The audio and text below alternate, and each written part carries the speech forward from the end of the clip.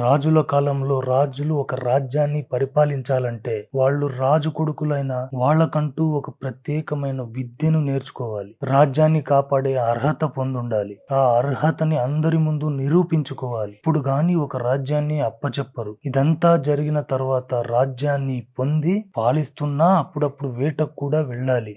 అలా ఒక రాజు వేట కోసం బయలుదేరుతాడు. ఆ రోజు అడవి మొత్తం గాలించి వేటాడుతాడు. కానీ ఒక్క వేట కూడా పడదు. ఏంటి ఈ రోజు ఒక్క వేట కూడా పడలేదు అని గుర్రాన్ని అక్కడే పక్కన కట్టేసి నీళ్లు తాగి నడకతో వేటాడడం మొదలు పెడతాడు. అలా చాలా సేపు వేటాడి ఇక అలసిపోయి ఇక నా వల్ల కాదు వెళ్ళిపోదాం అని గుర్రం వేసుకొని వెళ్ళిపోతాడు. మధ్యలో రాజుకి బాగా దాహం వేస్తుంది. నీళ్ల కోసం అక్కడ మొత్తం తిరిగినా దొరకవు. ఇక రాజు పరిస్థితి సగం చచ్చిన శవంలా అయిపోయింది. ఇక ఊరిలోకి వెళ్లి తాగుదామని ఊరి దగ్గరకు వెళ్లి తాగుదాం అనుకుంటాడు. అలా ఊరి దగ్గరలోకి వెళ్ళగానే ఏదో ఒక ఇంట్లో నీళ్లు అడిగి తాగుదాం అనిపిస్తుంటుంది. కానీ తాగడు, రాజు కదా. ఇంటికి వెళ్లే తాగుదామని వెళ్తుంటాడు. అక్కడ పక్కనే ఒక చెట్టు కింద ఒక భిక్షగాడు బాగా గురకలేసుకుంటూ నిద్రపోతుంటాడు.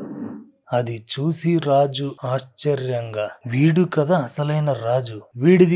అసలైన రాజసం అంటే. దేని గురించి ఆలోచించాల్సిన అవసరం లేదు. సమయానికి మంచి భోజనం, ఎప్పుడు నిద్ర వస్తే అప్పుడు పడుకోవడం, వీడికి అవసరమైనవన్నీ అవసరానికి దొరికిపోతున్నాయి. నిజమైన రాజు వీడి బతుకుతున్నదే అసలైన రాజసం. ఇంకొక జన్మంటూ ఉంటే భిక్షగాడిలాగా పుట్టాలి అని అనుకొని అక్కడి నుంచి వెళ్ళిపోతాడు.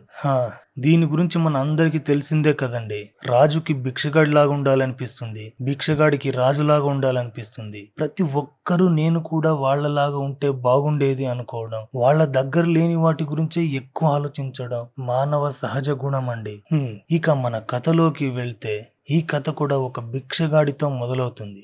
అందుకే మీకు ఈ కథ చెప్పాల్సి వచ్చింది. ఇక కథలోకి వెళ్దాం. ఒక హైదరాబాద్ రోడ్లో జనాలు తిరుగుతూ ఉంటారు. మిట్ట మధ్యాహ్నం బాగా నిద్రలో ఉన్న ఒక 30 సంవత్సరాల భిక్షగాడు అంజయ్య రాజులాగా నిద్ర లేస్తాడు. అప్పుడు టైం మధ్యాహ్నం 1 గంట. ఇక లేచి చుట్టూ చూస్తాడు. ఎండ బాగా పడుతుంటుంది. గబగబా లేచి, అబ్బా బాగా ఆకలేస్తుంది, సమ్మనికి డబ్బులు కూడా లేవు అని అనుకొని మొహం కడుక్కొని రెడీ అయ్యి అడుక్కోవడానికి బయలుదేరుతాడు. ఇక్కడ చుట్టుపక్కల మొత్తం ఒక అరగంట అడుక్కుంటాడు. ఎవ్వరు రూపాయి కూడా వేయరు. ఏంటి దరిద్రం, బాగా ఆకలేసిన రోజే ఎవ్వడు రూపాయి కూడా వేయడు అనుకుని ఒక చేతిలో కడుపు పట్టుకొని ఒక చేతితో అడుక్కునే బొచ్చు పట్టుకొని చిరాకుగా వెళ్తుంటాడు. అంతలో అటువైపు నుంచి ఇంకొక భిక్షగాడు అడుక్కుంటూ వస్తుంటాడు. వాడిని చూసి అంజయ్య, ఏరా ఈరోజు కలెక్షన్ ఎంత, బాగానే వచ్చిందా అని అడగగానే ఆ భిక్షగాడు చిరాకుగా, ఏం లేవురా ఈరోజు, ఇప్పటి వరకు 1 రూపాయి కూడా రాలేదు, బోని కూడా అవ్వలేదు అని చేతులు తిప్పి చిరాకుగా వెళ్ళిపోతాడు.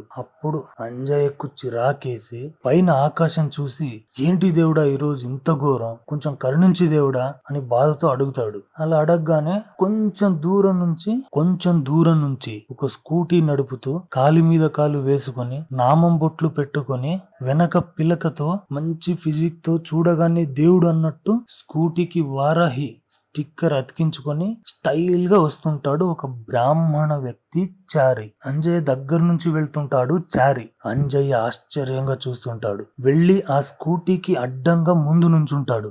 ఏమీ అర్థం కానట్టు అయోమయంగా చూస్తుంటాడు. చారి కూడా అయోమయంగా చూస్తుంటాడు అంజయ్యని. అప్పుడు అంజయ్య మనసులో అనుకుంటాడు, ఏంటి ఈ మహా అద్భుతం, నేను అలా తలుచుకున్నానో లేదో ఇలా ప్రత్యక్షమయ్యాడు దేవుడు అని ఒక ట్రాన్స్ లో చూస్తుంటాడు. అంజయ్యకి చారి దేవుడు ఇలాగా కనిపిస్తుంటాడు. ఇప్పుడు చారి, వీడేంటి ఇలా ఆశ్చర్యంగా చూస్తున్నాడు, వింతగా ప్రవర్తిస్తున్నాడు అని ఆ అంజయ్యనే చూస్తుంటాడు. అప్పుడు ఆ అంజయ్య, స్వామి అలా తలుచుకున్నానో లేదో ఇలా ప్రత్యక్షమయ్యావు, నేను ఏదైనా తప్పు చేసి ఉంటే క్షమించు స్వామి అని అడుగుతాడు. ఒక ట్రాన్స్ లో ఉండి దండం పెడుతుంటాడు. అప్పుడు చారి కూడా దేవుడిలానే చూడటం, తల తిప్పడం, దేవుడిలాగా ప్రవర్తిస్తుంటాడు. అప్పుడు చారి మనసులో అనుకుంటాడు, వీడు నా నుంచి ఓవర్ ఎక్స్పెక్ట్ చేస్తున్నాడు, అందుకే ఓవర్ యాక్టింగ్ చేస్తున్నాడు, వీడి ఎక్స్పెక్టేషన్ కి మించే ఇద్దాం అని ఆలోచిస్తుంటాడు. ఆ అంజయ్య చారిని చూసి మనసులో అనుకుంటాడు, అందరూ దేవుడిని చూడటానికి మాత్రమే చాలా దూరం ప్రయాణించి వేలు ఖర్చు పెట్టి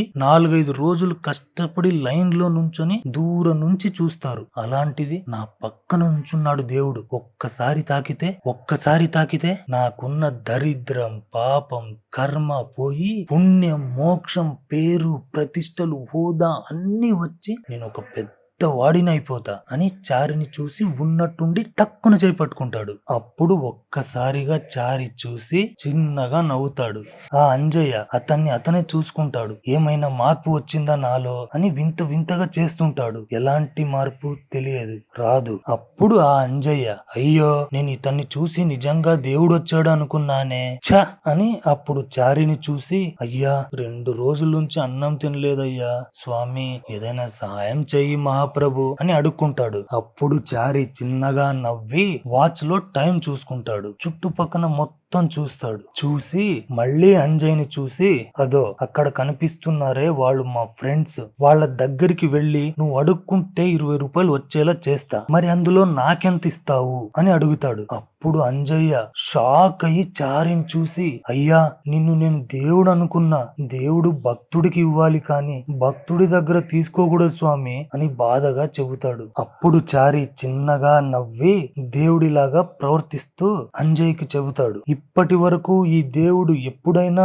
భక్తుడి దగ్గర తీసుకుంది చూసావా, కానీ దేవుడికి కూడా కొన్నిసార్లు తప్పదు, ఆలోచించుకో. 2 రోజులుగా తినలేదు, నువ్వు వెళ్ళి అడుక్కుంటే 1 రూపాయి కూడా ఇవ్వరు, కానీ నేను చెప్పినట్లు చేస్తే 20 రూపాయలు ఇస్తారు, అందులో నాకెంత ఇస్తావు